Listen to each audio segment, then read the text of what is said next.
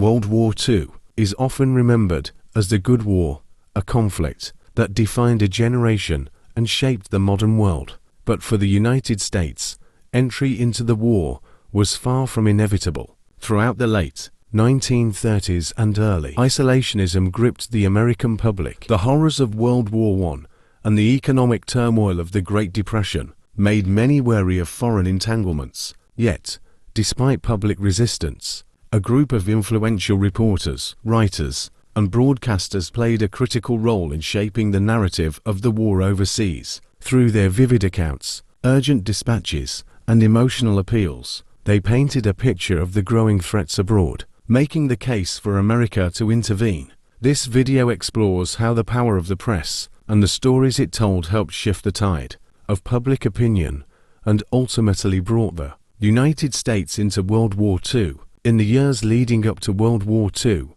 isolationism dominated American politics. Scarred by the losses of World War I, many Americans felt the Atlantic and Pacific Oceans provided natural protection from global conflicts. This sentiment was reinforced by the Neutrality Acts of the 1930s, which restricted U.S. involvement in foreign wars. Public figures like Charles Lindbergh and the America First Committee championed the idea that America should avoid foreign entanglements. Lindbergh, in particular, used his platform to argue that the United States should focus on domestic issues rather than get drawn into another European war. It was in this climate of reluctance that reporters began their work, slowly chipping away at the barriers of isolationism. As Hitler rose to power in Germany and Mussolini consolidated control in Italy, foreign correspondents stationed in Europe began sending back chilling accounts of what they witnessed.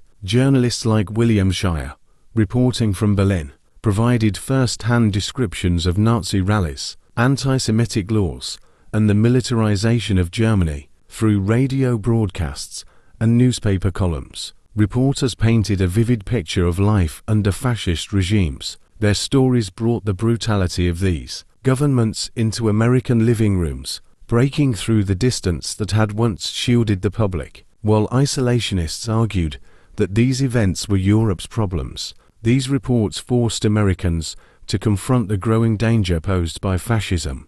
Before World War II officially began, the Spanish Civil War 1936–1939 served as a proving ground for the ideologies that would define the global conflict. Journalists like Ernest Hemingway and Martha Gellhorn covered the war from the front lines, exposing the atrocities committed by Franco's fascist forces, which were supported by Hitler and Mussolini. Their reporting highlighted the stakes of the ideological battle between fascism and democracy. For many Americans, these stories foreshadowed the broader conflict that was brewing in Europe. While the Spanish Civil War did not directly involve the United States, the vivid accounts from reporters underscored the interconnectedness of global events and the growing threat of authoritarianism. One of the most influential voices in shifting American opinion was Edward R. Murrow, as CBS's European correspondent.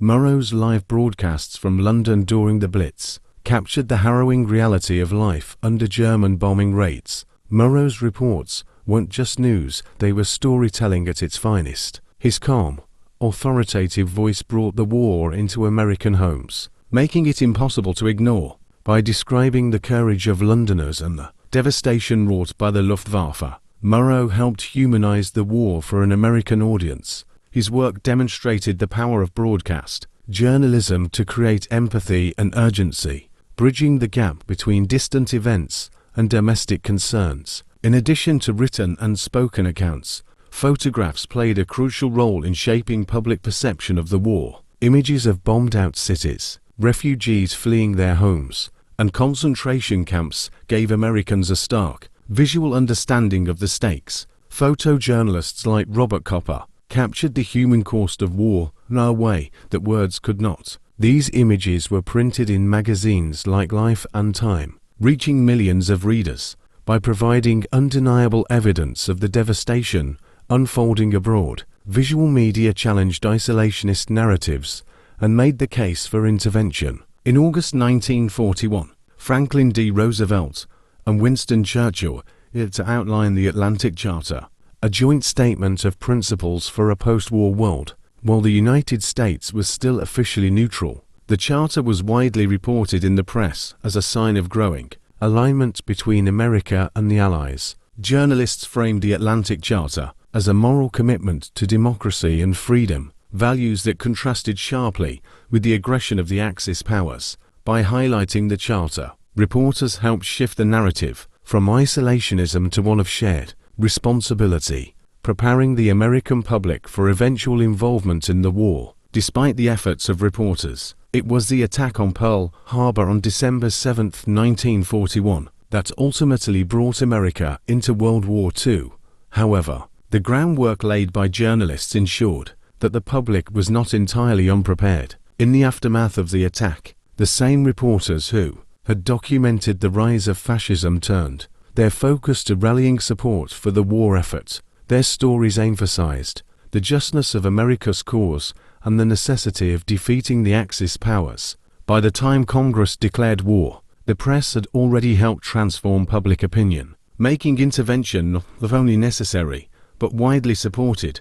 The role of reporters during the lead-up to America's entry into World War II demonstrates the power of journalism to shape public opinion and influence policy. By documenting the rise of fascism, the suffering of civilians, and the moral imperative of action, these journalists bridged the gap between distant events and American interests. Their work set a precedent for the role of the press in future conflicts. From Vietnam to the Gulf War, it also raises important questions about the responsibility of journalists. Should they simply report the facts, or should they advocate for what they see as the greater good? For better or worse, the stories told by these reporters changed the course of history, reminding us of the profound impact of the media on global events. The story of how reporters helped bring America into World War II is a testament to the power of storytelling through their vivid accounts and unflinching dedication to the truth. These journalists shaped a nation's understanding of its place in the world. What do you think about the role of the press in shaping public opinion? Should reporters take an active role in advocating for policy,